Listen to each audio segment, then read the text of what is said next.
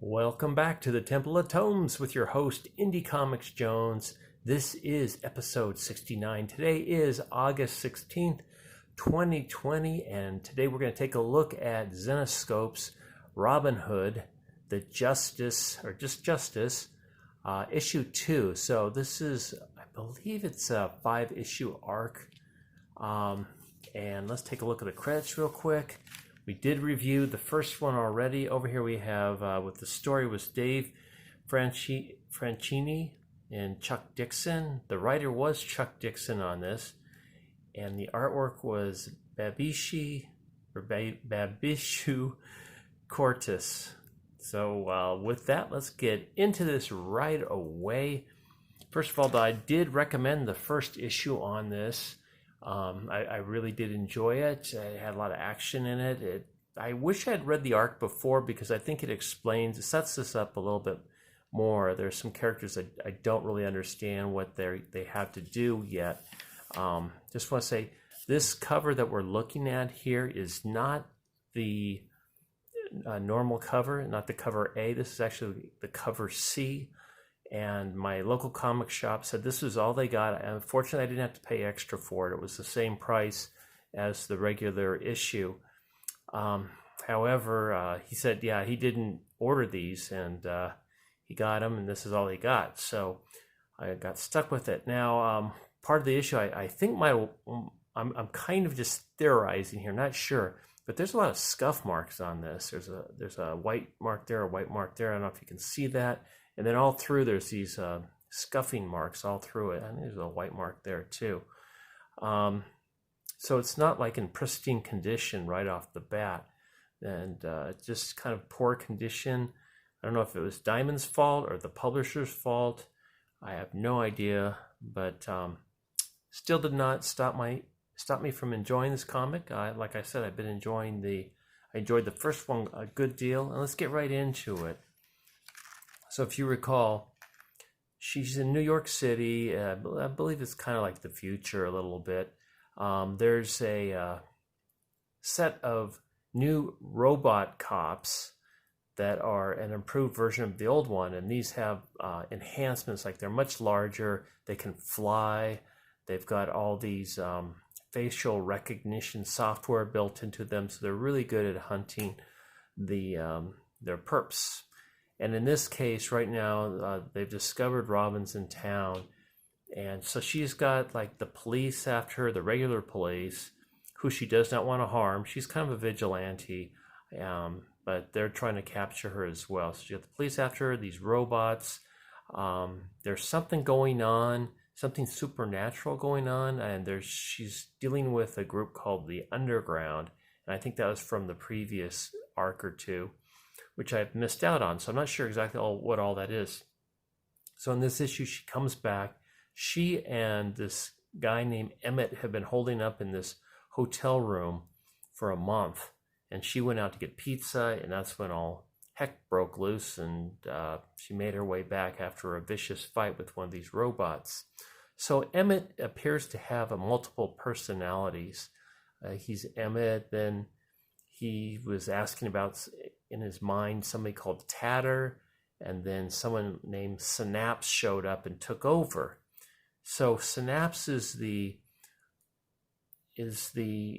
character that's in Emmett right now as we started off. So they're in this very big apartment building. It's very, very large.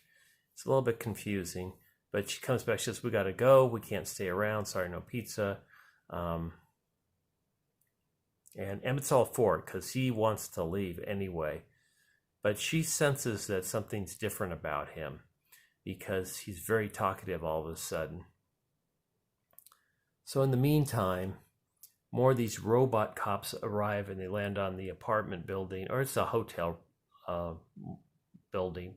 And the mayor, who's not only evil, she also is some kind of sorceress. She has powers. Can actually watch what one of the robots does using this VR device. And this is Police Commissioner Gingrich, who's kind of on her side. Mostly it seems kind of unwillingly because she knows that she can be snuffed out at any moment if she goes against the mayor. So they pop out, they see the regular police coming up the stairs. They've got the robots on the roof, and they just want to get out of this building. You know, they're on the run now, big time. So Robyn's using her special arrows, trying to get a little of a break, and then the robots break through the ceiling and plop down. And this is when Emmett takes a strange change. He turns into what's considered a golem. So she thinks she's protecting him, and all of a sudden he says, "No, you don't. I'm going to stand in front this time." And now he's this giant golem, and he takes on the robot and pretty much just beats the living daylights out of him.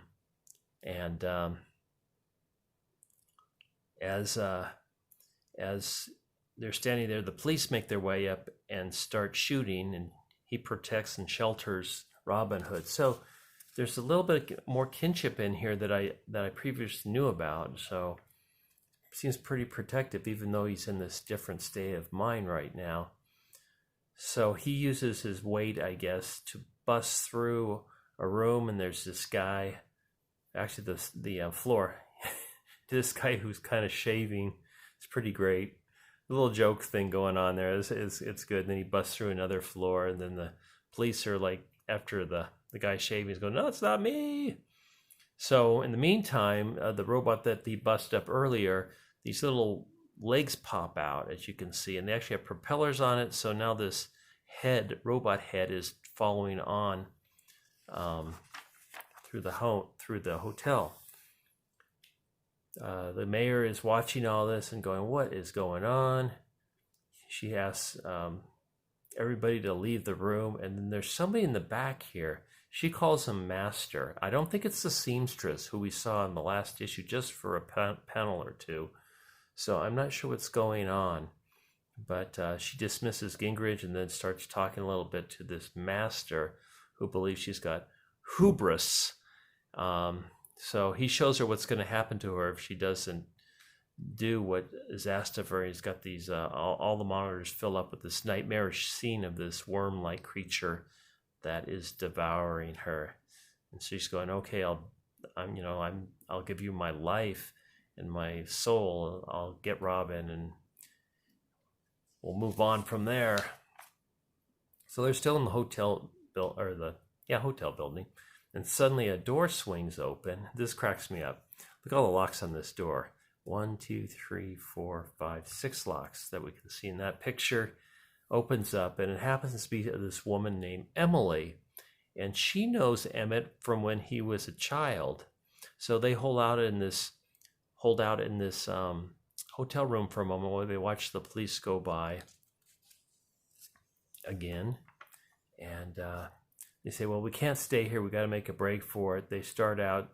Emily stays behind, and that head that was floating around recognizes them, and they give you the little boxes of information. Actually, you can't read anything in these boxes. It's just that Ipsum, I think it's called Ipsum something, that the typesetters use when they don't have the story yet, just to show where the place is going to be, how the layout will look. So the things after him, it's shooting at him. She's able to shoot an arrow into a fire extinguisher, which freezes the robot head, knocking it out. And then the two robots show up. So she uses the head as a distraction, kicks it over. So it's kind of fun. This whole part is just kind of fun, the way they do this. And the two robots start attacking the head, and the head's attacking the two robots. And the mayor's at the headquarters. She sees the screen for the head goes dead. And she's really ticked. And she makes, I don't know, she says this anything. She says, like, "What is going on? Why did we lose control?" Meanwhile, Robyn and Emmett are on their way down. They see the police department's coming up. The robots are coming down the stairs once again. Emmett turns into the golem and smashes down on the staircase, so the robots fall to the bottom. Now, this is kind of weird because the robots can fly, so I don't know why they don't fly back up. But in the meantime, the police officers have to use their shields and stuff because of the falling debris. And Robyn and the golem, which is Emmett, jump down the bottom floor. A door opens up surprisingly, and it's Emily. Say, come quick. It's like a trap door. I don't know where they are, if they're in the lobby and there's like a nice bookcase, but it's just a hotel. So she gets them down this trap door. So apparently the police did not see them. They're able to make their way down to this tunnel that goes underneath the subway and to the underground. So this is where it ends. A little bit mysterious. It didn't move the story as far along as I liked. And some of these fight scenes were a little bit confusing, like this one here. I think there could have been an extra page or two of sequential art, would have made it a little bit easier to follow. Overall, good dialogue. The jokes are pretty decent, and it kind of moved the story to this point where, well, there's a whole new thing where it's not the sewers, it's beneath the sewers. So we'll see what happens. Here's the cover for the next issue that's coming up, and hopefully I'll get this cover and not like this photo cover, which I didn't really care for. I mean, she's pretty and everything, but I like drawn covers. So hopefully I'll get this one. Looks much better. Robyn looks great in it. And just some previews. Like I said, mentioned before, it looks like Xenoscope has gone into little plastic surgery here, mostly breast reduction from compared to a few years ago. They've toned it down quite a bit. And League of Monsters, Van Helsing versus the Little Monsters, Shang, Red Agent, the island of Dr. Moreau is getting visited again, and Conspiracy. Monster Planet, Unbound. So there was 22 pages of a story in this. Like I said, I'm enjoying this, so I think I'm going to go back and maybe get the other Chuck Dixon issue, Robin Hood, The Curse, which I'm not familiar with, and maybe check out even Outlaw, the one before this, that maybe set this arc up a little better. And once again, we get to see a nice caricature of Robyn Loxley, and she's looking good there, that's for sure. All right, so thank you for stopping by. It's a recommend on this. If you've followed this series, I hope you have been. I don't think too many people have seen my first review of issue 1, so hopefully this will get going, because I do like this. I think it's one of the better written and just kind of enjoyable comics I've seen in this past couple weeks. So take care. This is Indie Comics Jones from the Temple of Tomes. Take care. Oh, by the way, if you don't mind, subscribe, like, comment. I'd appreciate that too.